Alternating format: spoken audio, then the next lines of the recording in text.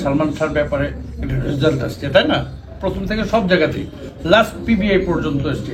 তারপরেও কিভাবে ইমপ্রুভমেন্ট করা যাবে। আমার বন্ধুকে আমি হারাইছি, আমি বুঝছি যে আমার কতটুকু কষ্ট লাগছে কিংবা আমার কতটুকু মন কাঁদে, কিংবা কর্মক্ষেত্রে যে এফডিসি যখন ঢুকি, এফডিসির প্রতিটি ইট, প্রত্যেকটা পদ, প্রত্যেকটা স্টেপেই আমি সালমানের কথা মনে পড়ে কিংবা সালমানের কথা মনে করি। আমরা তো এখনো আছি, আমরা তো যাইনি, তাই না? পিটি লাইনে আমাকে কতবার মেরে ফেলে দিল, কতবার আমি আমার আম্মা আমেরিকাতে ফোন করে তো পাগল হয়ে গেল। একটা ছোট্ট প্রশ্ন, আমি জানি না এই প্রশ্নটা আপনার কিভাবে নেবেন, বাট আমি একটু জানতে চাই আসলে। সেটা হচ্ছে যে সালমান শাহ আপনার খুবই ভালো বন্ধু ছিল, কাছের বন্ধু ছিল, তার মাধ্যমে হচ্ছে আপনি আপনার জীবনে অনেক সুন্দর সময় কাটিয়েছেন। কিন্তু তার মৃত্যুর পরে হচ্ছে সামহাও হচ্ছে আপনাকে কোনোভাবে ইনভলভ করা হয়েছে তার মৃত্যুর পেছনে। এটা আসলে কেন কারা করেছে? দেখেন, এটা হচ্ছে যে এই মিডিয়া লাইনে হবেই। মিডিয়া লাইনে আমাকে কতবার মেরে ফেলে দিল, কতবার আমি আমার আম্মা আমেরিকাতে ফোন করে তো পাগল হয়ে গেল। পরে আমি দেখলাম যে না, 4 সহযোগী সহ ডন নিউজ পেপার আসছে, ইউটিউবে আসছে, কিন্তু এটা কোনো ব্যাপার না। আর ঘটনা হচ্ছে যে এই সালমান শাহর ব্যাপারে এটা তো সারা বাংলাদেশ, সারা চেন অফ কমান্ডই ভেঙে গেল, কারণ এটার মধ্যে নানান রকম কাহিনী হয়েছে। এখানে এই 25 বছর যাবৎ আমি একটা কথাই বলে আসছি, তাই না? আমাদের যে বাংলাদেশের যে প্রশাসন বিভাগ আছে, পুলিশ বিভাগ আছে, সিআইডি বিভাগ আছে, তারপরে কি পুরো পিবিআই আছে, আমরা তো প্রথম থেকেই সব জায়গাতেই তো সালমান শাহর ব্যাপারে একটা রেজাল্ট আসছে, তাই না?